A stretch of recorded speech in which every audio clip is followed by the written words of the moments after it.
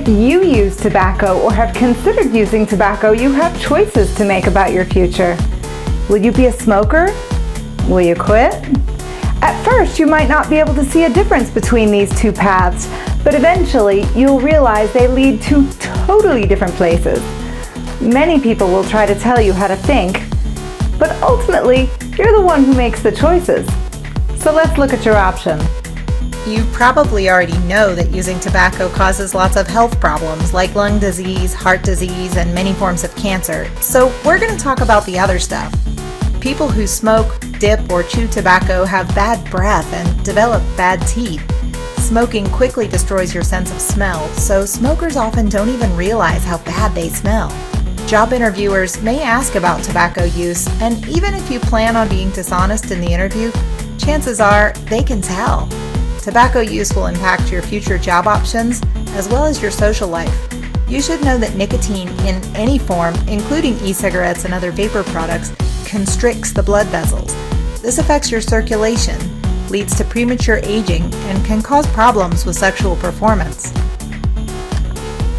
So what about electronic cigarettes?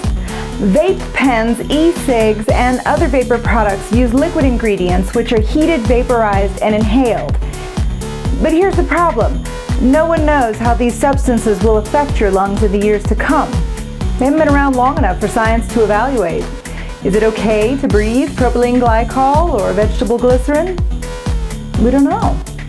The flavorings have been approved for eating, not breathing. So besides the potential health consequences, there's still the problem of money and being addicted. Is it worth it? They've targeted you guys with the advertising. Do you really want to play into that? Also, if you do use vapor products, please know that the nicotine-containing liquids are highly toxic. Don't get it on your skin. Keep it out of reach of the little ones. It only takes a teaspoon to kill a kid. Keep it away from the kids and the pets. You might be thinking, what's the big deal? I can quit whenever I want to. It might surprise you to know that 9 out of 10 adults who smoke started when they were in high school. They had intended to quit, but they didn't. Nicotine is very addictive. It causes changes in the brain, and the brain becomes programmed to need it. Quitting gets harder and harder over time. The younger someone is when they start smoking, the more likely they are to become lifelong smokers. So what's the big deal? Well, for one thing, it's expensive. So how expensive is it? Let's do the math. Someone who starts smoking at age 16 and keeps smoking until age 46 will spend on average $61,210.50. That's based on buying a pack a day and assumes that the cost of a pack of cigarettes stays the same as it is today, which it won't. So the actual cost, depending on how much a person smokes, may be much higher. That's enough to buy a 2015 Corvette Stingray with $6,000 left over for gas. Is it possible that you'll become one of these people who meant to stop smoking but didn't? What would you do with all that money?